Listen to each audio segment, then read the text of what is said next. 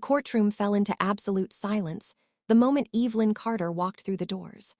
The sharp click of her heels echoed against the marble floor, commanding attention without a single word.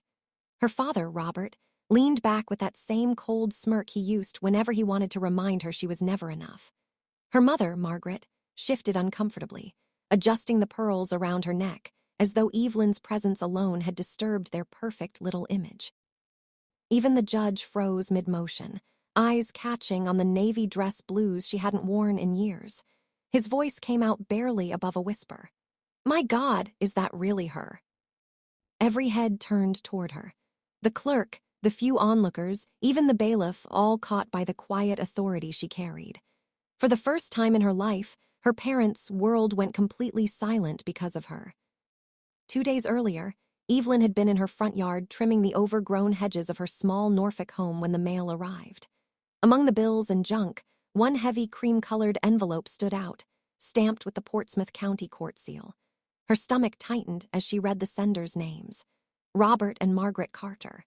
Petition for property division. Case 4238B. Her parents were suing her for the family home her grandfather had left her.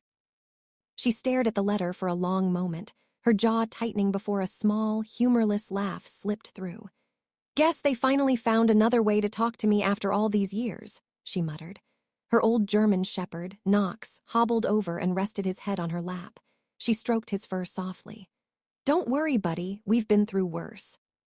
That night, Evelyn made a pot of coffee and opened the metal chest she hadn't touched in years, her navy storage locker. The familiar scent of salt, canvas, and gun oil filled the air. Inside lay her dress uniform, perfectly folded, ribbons and insignia gleaming faintly under the kitchen light. Her hand trembled slightly as she lifted it out. The last time she'd worn it was at the funeral of Chief Petty Officer Daniel Lewis, her best friend, the one who didn't make it home. She stared at the uniform for a long moment before whispering, "Guess it's time they see who I really became." The next morning, she called the courthouse. The clerk confirmed, polite but detached. "Yes, ma'am. Robert and Margaret Carter have filed for ownership transfer on grounds of abandonment." "Abandonment," Evelyn repeated, her voice quiet but bitter. It was the same word her father had thrown at her the night she enlisted. "You're abandoning your family, Evelyn. For what? To play soldier." She could still hear the rage in his voice. That was the day she walked out, never looking back. She drove to the old farmhouse later that day. The paint was peeling, the porch sagging, the big oak tree half dead. Her grandfather's house, the one he'd built after surviving the war, looked like it was dying along with the memories inside it. He used to tell her, "Every board's got a story, Evie. Take care of the wood, it'll take care of you." That house was hers, written into his will, and now her parents wanted to erase it. That night, she sat in silence, reading a letter from her former commanding officer. Honor isn't always about medals or headlines. Sometimes it's just having the courage to show up when the world expects you to disappear. Those words stayed with her as she pinned her medals back onto the jacket, each one a piece of her story, her pain, her pride, her proof. When Evelyn entered the courthouse 2 days later, every eye turned toward her. Her uniform was immaculate, her posture perfect. But it wasn't arrogance, it was calm authority, the kind you earn through blood and discipline. Her parents sat across the room. Robert's expression hardened when he saw her. Margaret leaned in and hissed something under her breath, the word uniform sharp as a blade.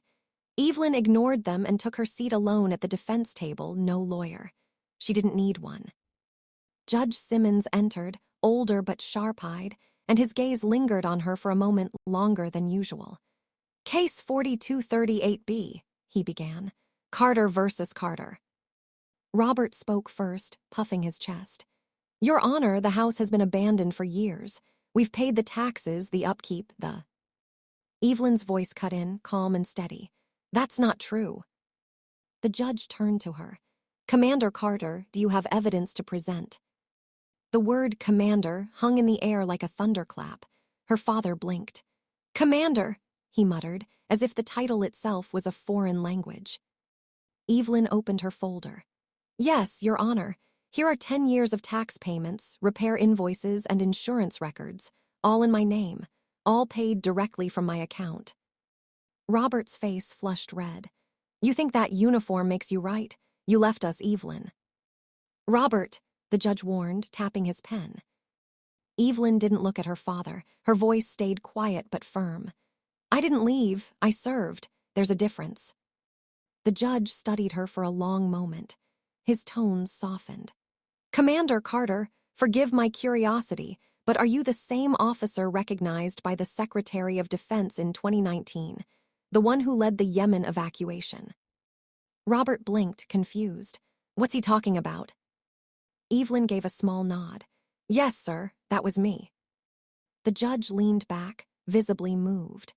I remember reading about that operation.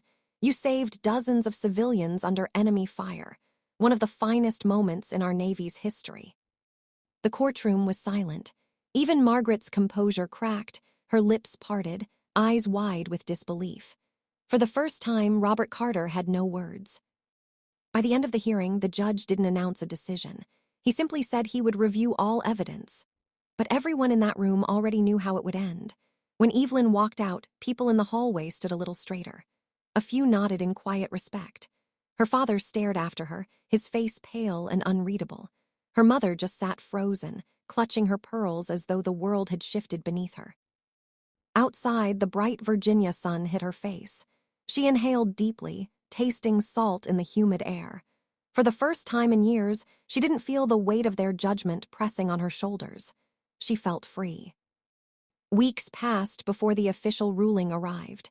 The property remained hers undisputed. But that wasn't the real victory. The real victory was silence, her father's silence, her mother's silence, the kind that only comes when truth is undeniable. Months later, Evelyn stood on the farmhouse porch, the wood freshly painted, the roof repaired, the flag her grandfather once flew now waving proudly again.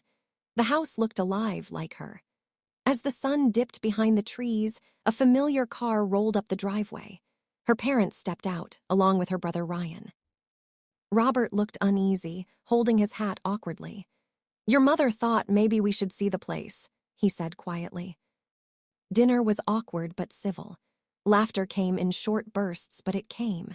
Near the end, Robert lifted his glass, voice trembling. To the Carters, and to the one who finally made us proud. Evelyn met his eyes, calm but steady. To the ones who taught me what pride really costs, she replied softly. There was a long pause, and then her mother smiled. The first real, unguarded smile Evelyn had seen since childhood. That night after they left, Evelyn sat on the porch swing, Knox resting beside her. She looked up at the North Star, her grandfather's voice echoing in her memory. When you lose your way, Evie, look for something steady, the sea, the sky, or your own heart. She smiled faintly. She hadn't lost her way. She had simply found her truth and shown it to those who'd spent a lifetime refusing to see it.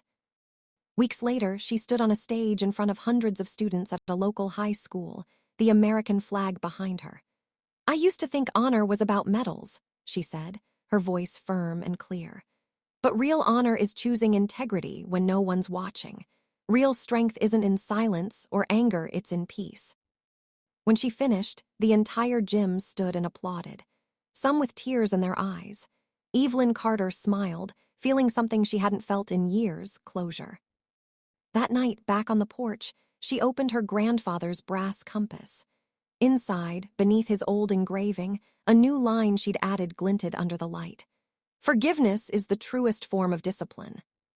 Knox laid his head on her lap as she whispered into the quiet evening. I didn't win against them. I just stopped needing to. The stars shimmered above her, calm and steady, like the heart of a woman who had finally, truly come home.